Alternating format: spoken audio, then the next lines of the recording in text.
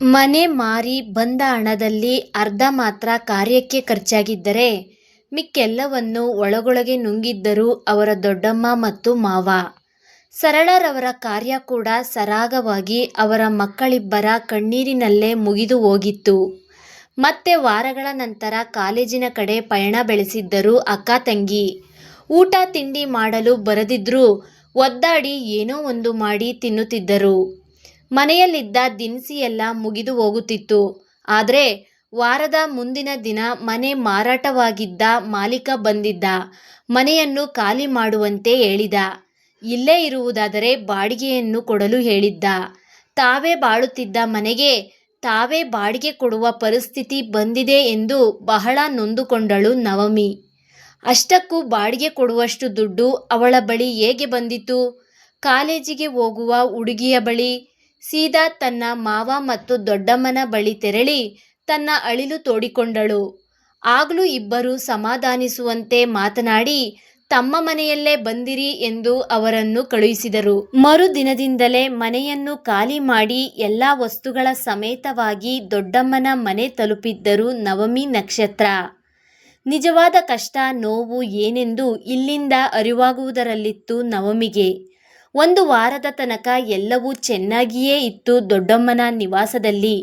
ಅವರ ದೊಡ್ಡಮ್ಮನಿಗೂ ಇಬ್ಬರು ಹೆಣ್ಣು ಮಕ್ಕಳು. ಅವರು ಕೂಡ ಕಾಲೇಜಿಗೆ ಹೋಗುತ್ತಾರೆ. ನವಮಿ ನಕ್ಷತ್ರ ಕೂಡ ಸ್ವಲ್ಪ ಸುಧಾರಿಸಿಕೊಂಡು ಓದಿನ ಕಡೆ ಗಮನ ಹರಿಸಲು ಕಾಲೇಜಿಗೆ ಹೋಗುತ್ತಿದ್ದರು. ಆದರೂ ಅಮ್ಮನ ನೆನಪುಗಳು ಕಾಡದೇ ಇರಲಿಲ್ಲ. ಎಲ್ಲರನ್ನೂ ಸಮಾನವಾಗಿ ನೋಡುತ್ತಿದ್ದ ಅವರ ದೊಡ್ಡಮ್ಮ ಈಗ ಒಂದು ವಾರದಿಂದ ಒಂದು ರೀತಿ ತನ್ನ ಮತ್ತು ತನ್ನ ತಂಗಿಯತ್ತ ನಿರ್ಲಕ್ಷ್ಯ ತೋರುತ್ತಿರುವಂತೆ ಅನಿಸಿತು ನವಮಿಗೆ. ಆದರೆ ಅಷ್ಟು ಆಳವಾಗಿ ಯೋಚಿಸಲು ಹೋಗಲಿಲ್ಲ ನವಮಿ.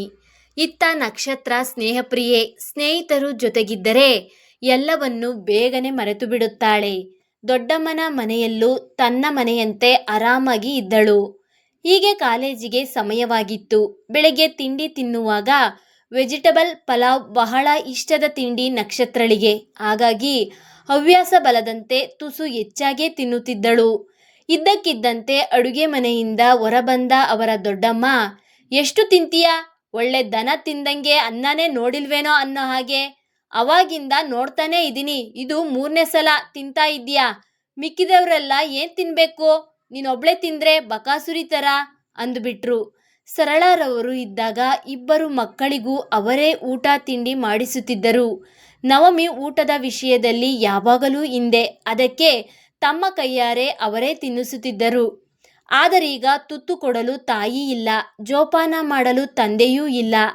ತನ್ನ ಅಮ್ಮನನ್ನು ನೆನೆದು ನಕ್ಷತ್ರ ಕಣ್ಣು ತುಂಬಿಸಿಕೊಂಡರೆ ಅದನ್ನು ನೋಡಿದ ನವಮಿಗೆ ಎದೆಯಲ್ಲೆಲ್ಲ ಚುಳುಕೆಂದಿತು. ಸಾರಿ ದೊಡ್ಡಮ್ಮ, ಅವಳಿಗೆ ಗೊತ್ತಾಗಿಲ್ಲ ಬಿಡಿ, ಬೈಬೇಡಿ. ನಕ್ಷು ತಗೋ, ನಂಗೆ ಸಾಕು ತಿಂಡಿ, ನೀನೇ ತಿನ್ನು ಎಂದವಳು ತನ್ನ ಪಾಲಿನ ತಿಂಡಿಯನ್ನು ತಂಗಿಯ ತಟ್ಟೆಗೆ ಸುರುವಿದಳು. ಬೇಡ ಕಣೆ ಎಂದು ಮುಂದೆ ಹೇಳಲು ಬರುತ್ತಿದ್ದ ನಕ್ಷತ್ರಳ ಬಾಯಿ ಮುಚ್ಚಿಸಿತ್ತು ಅವರ ದೊಡ್ಡಮ್ಮ ಅಂದ ಮಾತು. ಕತ್ತೆಗೆ ವಯಸ್ಸಾದಂಗೆ ವಯಸ್ಸಾಗಿದೆಯಲ್ಲೇ, ಏನು ಗೊತ್ತಾಗಲ್ಲ ನಿನ್ ತಂಗಿಗೆ. ಎಲ್ಲ ಸಿಂಪತಿ ಡ್ರಾಮಾ. ಥೂ, ಬಿಟ್ಟಿ ಬಿದ್ದಿರೋರ್ನೆಲ್ಲ ಸಾಕ್ಬೇಕು ಎಂದು ಉಗಿದುಕೊಂಡೇ ಒಳ ಹೋದರು. ಸುಖವಾಗಿ ಕಾಲೇಜ್ಗೆ ಹೋಗ್ಬರ್ತಾರೆ. ಒಂದು ನಯಾ ಪೈಸೆ ಕೆಲಸ ಮಾಡೋದಿಲ್ವಲ್ಲ ನಿಮ್ಮನೆಗೆ ಬಂದಿರೋ ಹುಡುಗಿರು. ಬಿಟ್ಟಿಯಾಗಿ ಕೂರಿಸಿ ನೀವ್ಯಾಕೆ ಊಟ ಹಾಕಬೇಕು? ಹೀಗೆಂದು ಹೆಂಗಸರು ಸೇರಿದಾಗ ಆಡಿದ ಮಾತುಗಳ ಪರಿಣಾಮ ಅವರ ಬಾಯಿಂದ ಕಟು ಮಾತುಗಳನ್ನೇ ಆಡಲು ಪ್ರೇರೇಪಿಸಿತು. ಅವರ ಮಾತಿಗೆ ಸಿಟ್ಟು ಬಂದರೂ ಸುಮ್ಮನೆ ಕೂತಳು ನಕ್ಷತ್ರ. ಇತ್ತ ದಂಗಾದಳು ನವಮಿ. ತುಂಬಾನೇ ನೋವು ಮಾಡಿತ್ತು ಅವರ ಮಾತುಗಳು. ಮತ್ತೆ ಅವಳಿಗೆ ನೆನಪಿಸಿತು ತಾವು ಇಬ್ಬರು ಅನಾಥರೆಂದು. ಅಂದಿನಿಂದ ನಕ್ಷತ್ರ ಪೂರ್ತಿಯಾಗಿ ಅವರ ದೊಡ್ಡಮ್ಮನ ಮನೆಯಲ್ಲಿ ಊಟ ಮಾಡುವುದನ್ನೇ ನಿಲ್ಲಿಸಿಬಿಟ್ಲು. ಅವಳ ಊಟ ತಿಂಡಿ ಮಾವನ ಮನೆಯಲ್ಲಿ. ಅಲ್ಲಿ ಕೂಡ ಒಂದು 4-5 ದಿನ ಚೆನ್ನಾಗಿಯೇ ಇತ್ತು. ಅದಾದ ಮೇಲೆ ಶುರುವಾಗಿತ್ತು ಅವರ ಅತ್ತೆಯ ಕಾಟ. ಇಲ್ಲಾದರೂ ಅವರ ದೊಡ್ಡಮ್ಮ ಒಂದಷ್ಟು ಕಟು ಮಾತುಗಳನ್ನ ಆಡಿ ಬೈದರೂ ಶುಚಿಯಾದ ಊಟವನ್ನೇ ಹಾಕುತ್ತಿದ್ದರು. ಆದರೆ ಅಲ್ಲಿ ಕೆಟ್ಟು ಹೋದ ಮಿಕ್ಕಿದ ಅನ್ನವನ್ನೇ ಇಡುತ್ತಿದ್ದರು ಅವರ ಮಾವನ ಹೆಂಡತಿ. ಇತ್ತೀಚೆಗೆ ತಂಗಿ ಊಟ ಮಾಡದೆ ಸಣ್ಣ ಆಗುತ್ತಿರುವುದನ್ನ ಗಮನಿಸಿದ ನವಮಿ ಅವಳ ಬಳಿಯೇ ಕೇಳಿದರು. ಏನೆಂದು ಸರಿಯಾಗಿ ಹೇಳದ ಕಾರಣ ಅವಳು ಕೂಡ ಒಂದು ದಿನ ಅವರ ಮಾವನ ಮನೆಗೆ ತಿಂಡಿ ತಿನ್ನಲು ನಕ್ಷತ್ರಳ ಜೊತೆಗೆ ಹೋಗಿದ್ದಳು. ತಣ್ಣಗೆ ನೀರಾಗಿ ಕೊರೆಯುತ್ತಿದ್ದ ಅನ್ನವನ್ನು ಇಟ್ಟಾಗಲೇ ಅವಳಿಗೂ ತಿಳಿದದ್ದು ತಂಗಿಯ ಮೌನದ ಕಾರಣ. ನಕ್ಷತ್ರ ಬೇರೆ ಏನನ್ನೂ ಮಾತಾಡದೆ ತನ್ನ ಪಾಡಿಗೆ ತಾನು ಸುಮ್ಮನೆ ತಿನ್ನುತ್ತಿದ್ದಳು. ಅದನ್ನು ನೋಡಿದ ನವಮಿಗೆ ಮಾತ್ರ ಹೊಟ್ಟೆಯಲ್ಲೆಲ್ಲ ಬೆಂಕಿ ಎದ್ದಿತು. ಕಣ್ಮುಚ್ಚಿಕೊಂಡು ಕಷ್ಟಪಟ್ಟು ಒಂದು ತುತ್ತನ್ನ ಬಾಯಿಗೆ ಇಟ್ಟರೆ ಅದನ್ನು ತಿನ್ನಲು ಹರಸಾಹಸ ಪಡಬೇಕಾಗಿತ್ತು. ಅವಳು ಬಾಯಲ್ಲಿ ಇದ್ದಷ್ಟನ್ನು ತಿಂದು ಕೈ ತೊಳೆದು ಎದ್ದು ಹೊರಗೋಡಿ ಬಂದಿದ್ದಳು. ಹೊರಗಡೆ ಬಂದವಳ ಬಿಕ್ಕಳಿಕೆ ನಿಲ್ಲದಾಯಿತು. ಅವಳ ಪರಿಸ್ಥಿತಿಗೆ ಅಳು ಕೂಡ ಸಾಲದಾಯಿತು ಎಂಬಂತೆ ಬಿಕ್ಕಿ ಬಿಕ್ಕಿ ಬಿಕ್ಕುತ್ತಿದ್ದಳು. ಕೈಲಾದಷ್ಟನ್ನು ತಿಂದು ಎದ್ದು ಹೊರಬಂದಳು ನಕ್ಷತ್ರ. ನವಮಿಯ ಅಳು ನೋಡಿ ಅವಳ ಕಣ್ಣು ಕೂಡ ತುಂಬಿತ್ತು. ಅಕ್ಕ ಪ್ಲೀಸ್ ಕಣೆ, ನಾವು ಬೇರೆ ಹೋಗ್ಬಿಡೋಣ, ನಮ್ಮನೆಗೆ ಹೋಗ್ಬಿಡೋಣ ಕಣೆ ಎಂದು ಅಳುತ್ತಿದ್ದಳು ನಕ್ಷತ್ರ. ತನ್ನ ಅಳುವನ್ನು ಸಹ ಬದಿಗೆ ತರುತ್ತಾ ಕಷ್ಟಪಟ್ಟು ಹ್ಞೂ ಕಣೆ ಹೋಗೋಣ ಪ್ಲೀಸ್, ಇನ್ನೊಂದು 6 ತಿಂಗಳು ಹೇಗಾದರೂ ಮಾಡಿ ಸಹಿಸ್ಕೋ ನಕ್ಷು. ನನ್ನ ಡಿಗ್ರಿ ಮುಗಿದ್ಮೇಲೆ ನಾನು ಕೆಲ್ಸಕ್ಕೆ ಹೋಗ್ತೀನಿ. ಅಲ್ಲಿವರೆಗೂ ನಮಗೆ ಬೇರೆ ದಾರಿ ಇಲ್ಲ. ಇವ್ರ ಮಾತು ಕೇಳಿ ಮನೆ ಮಾರಬಾರ್ದಿತ್ತು ನಾವು ಎಂದು ಕಷ್ಟಪಟ್ಟು ಅಳು ನುಂಗುತ್ತಾ ನುಡಿದವಳ ಮುಖವೆಲ್ಲ ಕೆಂಪು ಕೆಂಪಾಗಿ ಹೋಗಿತ್ತು. ಸರಿ ಅಕ್ಕ, ಬೇಗ ಇದೆಲ್ಲ ಮುಗಿಸು ಪ್ಲೀಸ್. ನಕ್ಷತ್ರ ಎಷ್ಟೇ ಗಟ್ಟಿ ಹುಡುಗಿಯಾಗಿದ್ದರೂ ಅವಳಿನ್ನೂ ಚಿಕ್ಕವಳು. ಸರಿ ಪುಟ್ಟ, ಎಲ್ಲ ಸರಿಯಾಗುತ್ತೆ, ನೀನು ಅಳಬೇಡ, ಕಾಲೇಜಿಗೆ ಹೋಗು. ನಾಳೆಯಿಂದ ದೊಡ್ಡಮ್ಮನ ಮನೇಲೆ ಊಟ ತಿಂಡಿ ಮಾಡು. ನೀನು ಎಷ್ಟು ಸಣ್ಣ ಆಗಿದ್ದೀಯಾ ಗೊತ್ತಾ ಎಂದವಳು ಹುಡುಕಾಡಿ ತನ್ನ ಬ್ಯಾಗಿಂದ 50 ರೂಪಾಯಿ ಅವಳ ಕೈಗೆ ಇಟ್ಟು, ಹೊರ್ಗಡೆ ಏನಾದರೂ ತಿನ್ನು ಪುಟ್ಟ, ಹಾಗೇ ಇರಬೇಡ ಆಯ್ತಾ, ಹುಷಾರಾಗಿ ಹೋಗ್ಬಾ. ಇಬ್ರು ಒಂದೇ ಕಡೆ ಊಟ ತಿಂಡಿ ಮಾಡಿದ್ರೆ ಬೈಕೋತಾರೆ ದೊಡ್ಡಮ್ಮ. ಅದಕ್ಕೆ ನಾಳೆಯಿಂದ ನಾನು ಇಲ್ಲಿಗೆ ಬರ್ತೀನಿ, ನೀನು ಅಲ್ಲೇ ತಿನ್ನು. ಮತ್ತೆ ದೊಡ್ಡಮ್ಮ ಏನಾದರೂ ಅಂತಾರೆ ಯಾವಾಗಲೂ. ಜಾಸ್ತಿ ತಲೆ ಕೆಡಿಸ್ಕೋಬೇಡ, ಓದಿನ ಕಡೆ ಕಾನ್ಸಂಟ್ರೇಷನ್ ಮಾಡು ಎಂದ ನವಮಿ ಕಾಲೇಜ್ಗೆ ಹೊರಡಲು ಅವಳಿಗೆ ಹೇಳಿ ಅವಳು ಮರೆಯಾಗುವ ತನಕ ನೋಡಿದಳು. ತನ್ನ ತಾಯಿಯನ್ನು ನೆನೆದು ನೊಂದು ನಿಂತಲ್ಲೇ ನಿಂತಿದ್ದಳು ನವಮಿ.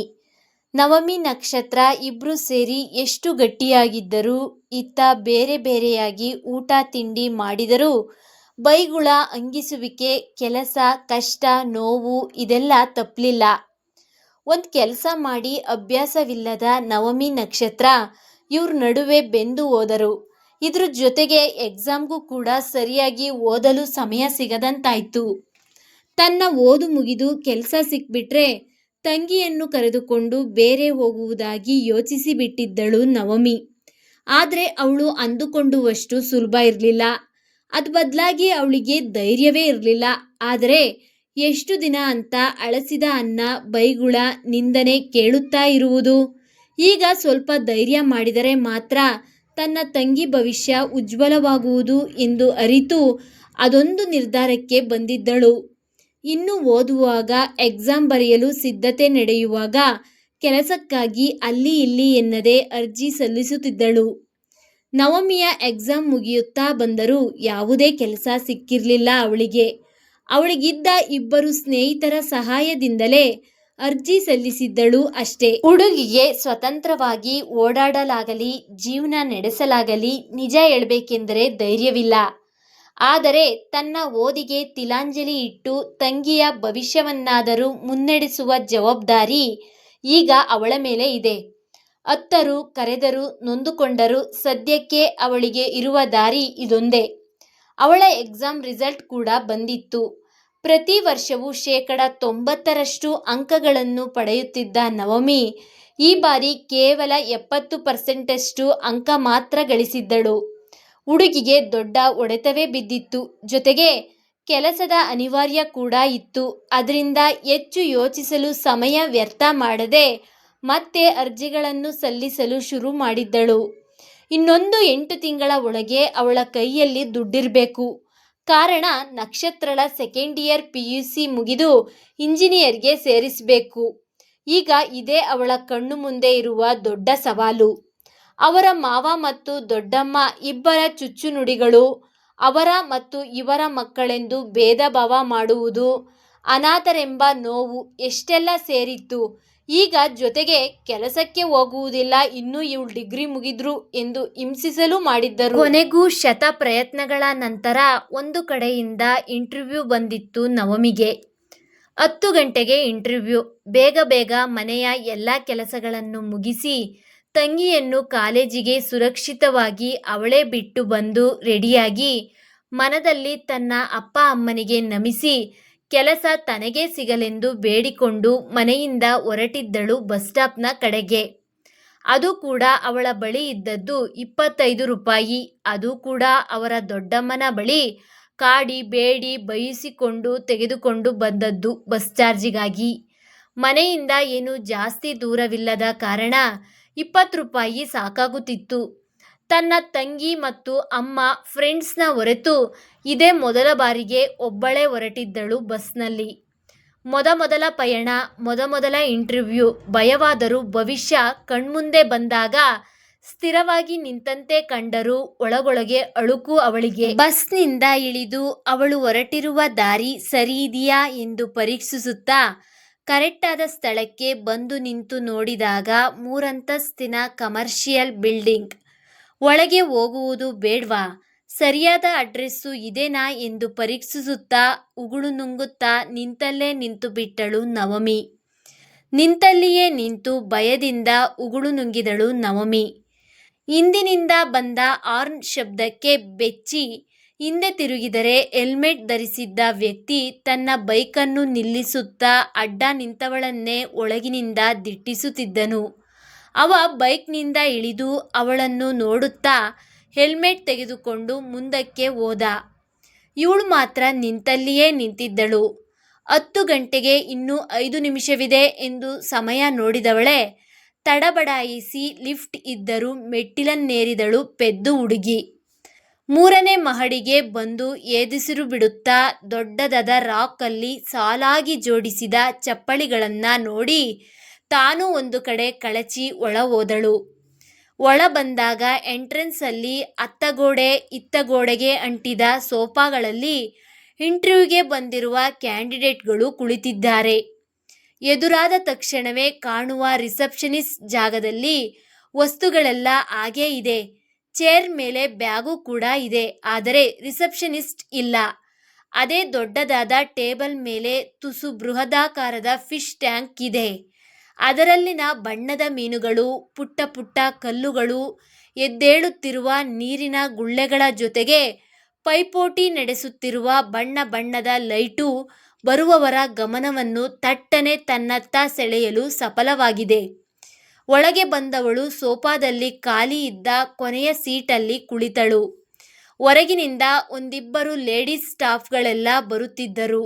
10 ನಿಮಿಷ ಕಳೆಯಿತು. ಒಳಗಿನಿಂದ ಹೆಣ್ಣು ಮಕ್ಕಳ ಸದ್ದು ಕೇಳಿಸುತ್ತಿದೆ. ಎದುರಿಗಿದ್ದ ದೊಡ್ಡ ರಿಸೆಪ್ಷನಿಸ್ಟ್ ಕೌಂಟರ್ನಿಂದ. ಅತ್ತ ಒಳಗಿನದ್ದು ಏನೂ ಕಾಣಿಸುತ್ತಿಲ್ಲ ಯಾರಿಗೂ. ತನ್ನಂತೆ ಇಂಟರ್ವ್ಯೂಗೆ ಬಂದ ಅಕ್ಕಪಕ್ಕದ ಹುಡುಗಿಯರನ್ನ ನೋಡಿದಳು.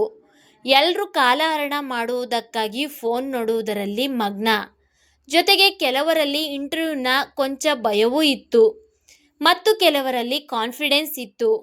ಕೈಯಲ್ಲಿದ್ದ ತನ್ನ ಫೋನ್ ಕಡೆ ಕಣ್ಣಾಯಿಸಿದಳು ನವಮಿ. ಅವಳಮ್ಮ ಕೊಡಿಸಿದ್ದ ಬ್ರ್ಯಾಂಡೆಡ್ ಫೋನ್. ತನ್ನ ರೀಚಾರ್ಜ್ ಕಳೆದುಕೊಂಡು ತಿಂಗಳುಗಳೇ ಕಳೆದಿದೆ. ಹಿಂದಕ್ಕೂ ಮುಂದಕ್ಕೂ ತಿರುಗಿಸಿದವಳು ಎತ್ತಿ ಬ್ಯಾಗಿನಲ್ಲಿ ಇಟ್ಟು ನೆನ್ನೆ ಬರುವ ದಿನ ಹೇಗೆಲ್ಲ ಇಂಟರ್ವ್ಯೂಗೆ ತಯಾರಾಗಬೇಕೆಂದು ತನ್ನ ಸ್ನೇಹಿತರು ಹೇಳಿಕೊಟ್ಟಿದ್ದನ್ನ ಮನನ ಮಾಡಿಕೊಳ್ಳುವುದರಲ್ಲಿ ತೊಡಗಿದ್ದಳು. 10 ನಿಮಿಷ ಕಳೆದು ಅರ್ಧ ಗಂಟೆ ಆಯಿತು.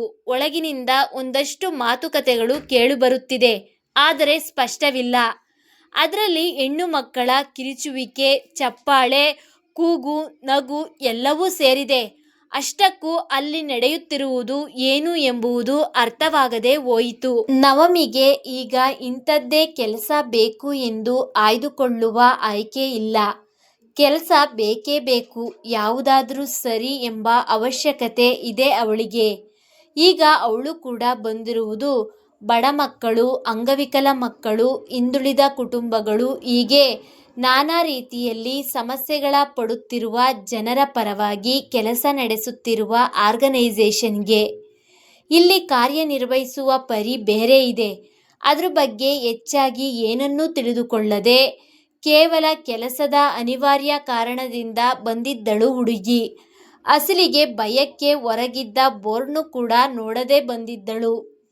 ಆಫೀಸ್ನ ಸುತ್ತಮುತ್ತ ನೋಡಿ ಸಾಕಾದವಳು ಪಕ್ಕದಲ್ಲಿದ್ದ ಹುಡುಗಿಯರ ಕಡೆಗೆ ಗಮನ ಹರಿಸಿದಾಗ ಬಂದಿದ್ದ 6 ಜನ ಹುಡುಗಿಯರಲ್ಲಿ 3 ಜನರು ಇಂಟರ್ವ್ಯೂಗೆ ಹೇಗೆ ಬರಬೇಕೋ ಹಾಗೆ ಪರ್ಫೆಕ್ಟ್ ಆಗಿ ಬಂದಿದ್ದರು. ಉಳಿದವರು ಜೀನ್ಸ್ನಲ್ಲಿ ಬಂದಿದ್ದರೆ ಅವಳ ಪಕ್ಕದಲ್ಲಿ ಕುಳಿತ ಹುಡುಗಿ ಮಾತ್ರ ಕೊಂಚ ದೊಗಲೆಯಾದ ಚೂಡಿದಾರ್ ತೊಟ್ಟಿದ್ದಳು. ಜೊತೆಗೆ ಅವಳ ಉದ್ದ ಕೂದಲಿಗೆ ತಿಕ್ಕಿದ ಎಣ್ಣೆ, ಬಿಗಿಯಾಗಿ ಜಡೆ ಹೆಣೆದಿರುವ ಪರಿ ಆದಷ್ಟು ಸಾಲದು ಎಂಬಂತೆ ಅವಳ ತಲೆಯಲ್ಲಿದ್ದ ನೇರಳೆ ಬಣ್ಣದ ಅಗಲವಾದ ಸೂರ್ಯಕಾಂತಿಯಂಥ ಡೇರೆ ಹೂ. ಇಂಟರ್ವ್ಯೂಗೆ ಹೇಗೆ ಬರಬೇಕೆಂಬುದು ಆ ಹುಡುಗಿಗೆ ತಿಳಿದಿಲ್ಲವೇನೋ. ಅಮಾಯಕತೆ ಎದ್ದು ಕಾಣುತ್ತಿದೆ. ಎಕ್ಸ್ಕ್ಯೂಸ್ ಮೀ, ನಿಮ್ ನೇಮ್ ಎಂದವಳ ಮಾತು ಅಷ್ಟಕ್ಕೆ ನಿಂತಿತ್ತು. ಅಪರಿಚಿತರನ್ನು ಮಾತನಾಡಿಸುವ ಯಾವ ಗೋಜೂ ಇಲ್ಲ ಅವಳಿಗೆ. ಆ ಹುಡುಗಿ ಕೇಳಿದ್ದು ತನಗೇನಾ ಎಂಬಂತೆ ಮುಖ ನೋಡಿ ರಾಜಲಕ್ಷ್ಮಿ ಎಂದಳು. ಆ ಹುಡುಗಿಯನ್ನು ನೋಡಿದ್ದೇ ಅದೇಕೋ ಪಾಪ ಎನಿಸಿತು ಅವಳಿಗೆ. ಮರು ಪ್ರತಿಕ್ರಿಯೆ ನೀಡದೆ ಸುಮ್ಮನೆ ಕುಳಿತಳು ನವಮಿ. ತುಸು ಸಮಯದ ನಂತರ ಅದೇ ಹುಡುಗಿ ಮೆಲ್ಲಗೆ ನಿನ್ನ ಹೆಸರೇನು ಎಂದು ಇವಳನ್ನ ಮಾತಿಗೆಳೆದಳು. ನವಮಿ ಎಂದು ಉತ್ತರಿಸಿದಳು. ಅಷ್ಟರಲ್ಲೇ ಐಡಿ ಕಾರ್ಡ್ ಅನ್ನು ನೇತಾಕಿಕೊಂಡು ಹಸಿರು ಮತ್ತು ಆಕಾಶ ಬಣ್ಣದ ಕುರ್ತಾ ಧರಿಸಿದ್ದ ಹುಡುಗಿ ಬೆಕ್ಕಿನ ನಡಿಗೆಯಲ್ಲಿ ಬಂದು ಸೋಫಾದಲ್ಲಿ ಮೊದಲು ಕುಳಿತಿದ್ದ ಹುಡುಗಿಯನ್ನು ಒಳಗೆ ಬರಲು ಆಹ್ವಾನಿಸಿ ನಡೆದಳು. ಬಂದಿದ್ದ ಹುಡುಗಿ ಸಹ ಅವಳನ್ನೇ ಹಿಂಬಾಲಿಸಿದಳು. ನವಮಿಗೇಕೋ ಚಿಂತೆ ಹತ್ತಿತು. ಬಂದಿದ್ದ ಇಷ್ಟು ಜನರಲ್ಲಿ ಕೆಲಸ ತನಗೇ ಸಿಗುವುದೇ? ಆದರೆ ಅವಳಿಗೆ ತಿಳಿದಿಲ್ಲ, ಬಂದ ಅಷ್ಟು ಜನರ ಮೇಲೆ ಇನ್ನೂ 4-5 ಪ್ಲೇಸುಗಳ ವೇಕೆನ್ಸಿ ಇದೆ ಅಲ್ಲಿ ಎಂಬುದು.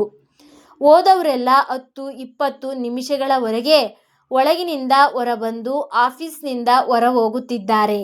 ಎದುರಿಗಿದ್ದ ಸೋಫಾದಲ್ಲಿ ಇದ್ದ ಹುಡುಗಿಯರ ಎಲ್ಲ ಸರದಿಯೂ ಮುಗಿದಿತ್ತು. ಅವರೆಲ್ಲ ಹೊರಟು ಹೋಗಿಯೂ ಆಗಿತ್ತು.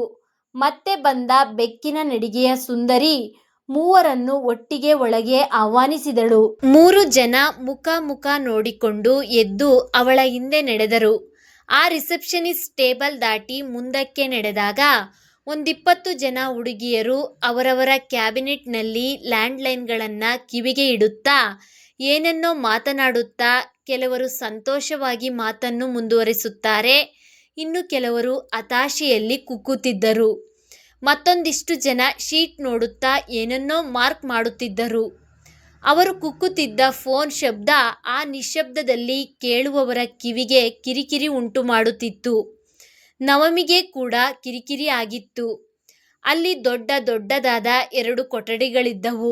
ಅದರಲ್ಲಿ 20 ಜನ ಹುಡುಗಿಯರು ಕುಳಿತಿದ್ದ ಕ್ಯಾಬಿನೆಟ್ ಒಂದೆಡೆ, ಮತ್ತೊಂದು ರೂಮಿನಲ್ಲಿ ಹೆಣ್ಣು ಮಕ್ಕಳಿದ್ದ ದೊಡ್ಡ ಕ್ಯಾಬಿನೆಟ್ ಇತ್ತು. ಅವರ ಪಾಡಿಗವರು ಕೆಲಸ ಮಾಡುತ್ತಿದ್ದರು. ಅವರ ಮಧ್ಯೆಯೇ ಹಾದು ಹೋದರೆ ಮ್ಯಾನೇಜರ್ನ ದೊಡ್ಡದಾದ ಕ್ಯಾಬಿನ್ ಇದೆ. ಬೆಕ್ಕಿನ ನಡಿಗೆಯಲ್ಲಿ ಕರೆದುಕೊಂಡು ಬಂದ ಹುಡುಗಿ ಮ್ಯಾನೇಜರ್ ಕ್ಯಾಬಿನ್ ಕಡೆಗೆ ಕೈ ತೋರಿಸಿ ಅದರ ಎದುರಾಗಿದ್ದ ಅವಳ ಟೇಬಲ್ ಮೇಲೆ ಆಸೀನಳಾದಳು. ಜೀನ್ಸ್ ತೊಟ್ಟಿದ್ದ ಹುಡುಗಿ ಮೊದಲು ಬಾಗಿಲು ತಳ್ಳಿ ಒಳಗೆ ಹೋಗಲು ಅನುಮತಿ ಕೇಳಿದಳು. ಕತ್ತಲಿಂದ ಕಮಿಂಗ್ ಎಂಬ ಗಂಭೀರವಾದ ಸ್ವರ ಹೊರಬಿದ್ದಿತ್ತು. ಒಳ ಹೋದವಳ ಹಿಂದೆಯೇ ಈ 2 ಹುಡುಗಿಯರು ನವಮಿ, ರಾಜಲಕ್ಷ್ಮಿ ನಡೆದರು. ಒಳ ಬಂದಾಗ ಕಂಡಿದ್ದು ಇನ್ನೂ 27ರ ಹೊಸ್ತಿಲಲ್ಲಿದ್ದ ಯುವಕ. ಆತನೇ ಅಲ್ಲಿನ ಮ್ಯಾನೇಜರ್. ಅವನ ಎದುರಾಗಿದ್ದದ್ದು 2 ಚೇರ್ಗಳು. ಹೊಸ ಮಾದರಿಯ ಟೇಬಲ್ನ ಮೇಲೆ ಅಲಂಕರಿಸಿದ್ದವು ಫೈಲ್ಗಳು, ಒಂದಷ್ಟು ಪೇಪರ್ ಮತ್ತು ಲ್ಯಾಪ್ಟಾಪ್. ಅವನ ನೇರವಾಗಿ ಇದ್ದ ಪುಟ್ಟ ಟೇಬಲ್ ಒಂದರಲ್ಲಿ ಅಲ್ಲಿ ಕೆಲಸ ಮಾಡುತ್ತಿದ್ದವರ ಎಲ್ಲರ ಫೋನ್ ಜಮೆಯಾಗಿದ್ದವು.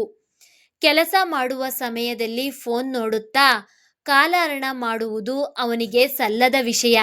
ಅದಕ್ಕಾಗಿ ಈ ಕ್ರಮ ಕೈಗೊಂಡಿದ್ದ. ಒಳಗೆ ಬಂದ ಮೂವರಿಗೆ ಕುಳಿತುಕೊಳ್ಳಲು ಹೇಳಲಿಲ್ಲ ಅವನು. ಕಾರಣ, ಎದುರಿಗಿದ್ದದ್ದು 2 ಚೇರ್, ಅಲ್ಲಿದ್ದದ್ದು 3 ಜನ. ನನಗೆ ಸ್ವಲ್ಪ ಟೈಮ್ ಕಡಿಮೆ ಇದೆ, ಸೊ ಒಬ್ಬೊಬ್ಬರ ಇಂಟರ್ವ್ಯೂನೇ ತೆಗೆದುಕೊಳ್ಳಲಾಗ್ತಿಲ್ಲ. ಅದಕ್ಕೆ ಲಾಸ್ಟ್ ನಿಮ್ಮ 3 ಜನ ಕ್ಯಾಂಡಿಡೇಟ್ಸ್ನ ಒಟ್ಟಿಗೆ ಕರೆಸಿದ್ದೇನೆ ಎಂದವನ ಮಾತಿಗೆ ಯಾರೂ ಮಾತಾಡಲಿಲ್ಲ. ಮೂವರು ಪಕ್ಕ ಅಂಟಿಕೊಂಡು ನಿಂತಿದ್ದಾರೆ ಭಯಕ್ಕೆ. Okay, my name is Nakul, ಇಲ್ಲಿನ manager. HR time head worker ಎಲ್ಲ ನಾನೇ ಸದ್ಯಕ್ಕೆ ಎಂದವನು ಎಂತಹ ಮಾದಕತೆಯ ನಗುವನ್ನು ಬೀರಿದ ಎಂದರೆ ಎದುರಿಗಿದ್ದವರ ಕಣ್ಣುಗಳು ಸಾವಕಾಶವಾಗಿ ಆಶ್ಚರ್ಯಕ್ಕೆ ಒಳಪಡುವಂತಹ ನಗು. ಇಂಟ್ರಡ್ಯೂಸ್ ಯುವರ್ ಸೆಲ್ಫ್ ಎಂದವ ಟೇಬಲ್ ಮೇಲಿದ್ದ ಪೆನ್ನನ್ನು ಕೈಗೆತ್ತಿಕೊಂಡು ಕುರ್ಚಿಯ ಮೇಲೆ ಹಿಂದಕ್ಕೆ ಒರಗಿದ್ದರೆ ಅದು ಸಂಪೂರ್ಣವಾಗಿ ಹಿಂದಕ್ಕೆ ಹೋಗಿ ಅವನಿಗೆ ಆರಾಮವನ್ನು ನೀಡಿತ್ತು. ಮೊದಲಿಗೆ ಜೀನ್ಸ್ ತೊಟ್ಟ ಹುಡುಗಿ ತನ್ನ ಪರಿಚಯವನ್ನು ಸವಿಸ್ತಾರವಾಗಿ ಹೇಳಿದ್ರೂ ಕೊಂಚ ತಡವರಿಸಿದ್ದು ನವಮಿ ಗಮನಕ್ಕೂ ಬಂತು. ನಂತರದ ಸರದಿ ರಾಜಲಕ್ಷ್ಮಿದು. ಹುಡುಗಿಗೆ ಇಂಗ್ಲಿಷ್ ಬಾರದು, ಆದರೂ ಕಷ್ಟಪಟ್ಟು ಇಂಗ್ಲಿಷಲ್ಲೇ ಹೇಳುತ್ತಿದ್ದಾಳೆ. ಮಧ್ಯ ಕನ್ನಡ ಸೇರಿಸುತ್ತಾ ತಡವರಿಸುತ್ತಿದ್ದಾಳೆ. ಅವಳನ್ನು ಗಮನಿಸುತ್ತಿದ್ದವನನ್ನ ನೋಡಿ ಮಧ್ಯ ಮಧ್ಯ ಗಂಟ್ಲಲ್ಲಿ ಸಿಕ್ಕಿ ಹಾಕಿಕೊಳ್ಳುತ್ತಿದ್ದ ನಾಲಿಗೆಯನ್ನು ಕಷ್ಟಪಟ್ಟು ಹೊರಳಿಸುತ್ತಿದ್ದಾಳೆ. ಇದನ್ನು ನೋಡಿದ ನವಮಿಗೂ ಗಂಟಲಲ್ಲೇ ಒಣಗಿದಂತೆ ಭಾಸವಾಯಿತು. ಪ್ಲೀಸ್ ಯು ಕನ್ನಡದಲ್ಲೇ ಮಾತಾಡಿ ಎಂದ್ಬಿಟ್ಟ. ಅಸಲಿಗೆ ಇಂಗ್ಲಿಷ್ ಮಾತನಾಡಲು ಕಷ್ಟಪಡುತ್ತಿದ್ದವಳನ್ನ ನೋಡಿ ಹೇಳಿದನವ. ಈಗ ರಾಜಲಕ್ಷ್ಮಿ ಕನ್ನಡದಲ್ಲಿ ಸರಾಗವಾಗಿ ಕಾನ್ಫಿಡೆನ್ಸ್ನಿಂದ ತನ್ನ ಪರಿಚಯ ಮಾಡಿಕೊಂಡಳು. ಈಗ ನವಮಿಯ ಸರದಿ. ಅವನ ನೇರ ನೋಟ ಅವಳನ್ನ ನೇರವಾಗಿ ತಾಕಿತ್ತು. ಅದೇಕೋ ಹುಡುಗಿ ವಿಚಲಿತಳಾದಳು. ಕೈಯಲ್ಲಿನ ದುಪ್ಪಟ್ಟ ಮುದ್ದೆ ಆಗುತ್ತಿದೆ. ತುಸು ಭಯಪಡುತ್ತಲೇ ಮಾತು ಶುರು ಮಾಡಿದಳು. ಮೈ ನೇಮ್ ಈಸ್ ನವಮಿ ಎನ್ನುತ್ತಾ ಶುರು ಮಾಡಿದವಳು ಸರಾಗವಾಗಿ ಇಂಗ್ಲಿಷ್ನಲ್ಲಿ ತನ್ನ ಪೂರ್ತಿ ಪರಿಚಯ ಮಾಡಿಕೊಟ್ಟಳು. ಮಾತನಾಡುತ್ತಾ ಅವಳಲ್ಲಿನ ಧೈರ್ಯ ಹೊರಹೊಮ್ಮಿತ್ತು ಎಂದರೆ ತಪ್ಪಾಗಲಾರದು. ಮಾತು ನಿಲ್ಲಿಸಿ ಅವನನ್ನೇ ನೋಡಿದವಳನ್ನ ಕೆಳಗಿನಿಂದ ಮೇಲಿನವರೆಗೂ ಅವನು ನೋಡಿದಾಗ ಇರಿಸು ಮುರಿಸಾಯಿತು ನವಮಿಗೆ. ಅಷ್ಟೇ ಅಲ್ಲದೆ ಅವಳ ಜೊತೆಗಿದ್ದವರು ತಮ್ಮ ಪರಿಚಯ ಮಾಡಿಕೊಳ್ಳುವಾಗಲೂ ಅವರನ್ನು ಅದೇ ರೀತಿ ದಿಟ್ಟಿಸುತ್ತಿದ್ದವನನ್ನ ನೋಡಿದ್ದಳು. ಅವನ ನೋಟ ಇಷ್ಟವಾಗಲಿಲ್ಲ ಅವಳಿಗೆ. ಕಣ್ಣನ್ನು ಪಕ್ಕಕ್ಕೆ ತೇಲಿಸಿದವಳು ಅನಾಮತ್ತಾಗಿ ಮೊದಲೇ ಮುಚ್ಚಿದ ದುಪ್ಪಟವನ್ನು ಇನ್ನಷ್ಟು ಮುಚ್ಚಿಕೊಂಡಳು. ತನ್ನ ಪಕ್ಕದಲ್ಲಿದ್ದವರ ಮುಖದ ಮೇಲೆಯೂ ಅದೇ ಅಸಹನೆ ಕಾಣುತ್ತಿರುವುದನ್ನ ಕೂಡ ಹುಡುಗಿ ಸರಿಯಾಗಿಯೇ ಗಮನಿಸಿದಳು. ಸರಿ, ಕಂಫರ್ಟಬಲ್ ಆಗಿ ಮಾತಾಡಿ ನನ್ನ ಹತ್ರ, ಓಕೆ? ಈಗ ನಾನು ಯಾಕೆ ನಿಮಗೆ ಕೆಲಸ ಕೊಡಬೇಕು ಎಂದು ಪ್ರಶ್ನೆ ಕೇಳಿದ. ಅವನ ಮೊದಲ ನೋಟ ಜೀನ್ಸ್ ತೊಟ್ಟ ಹುಡುಗಿಯ ಕಡೆ.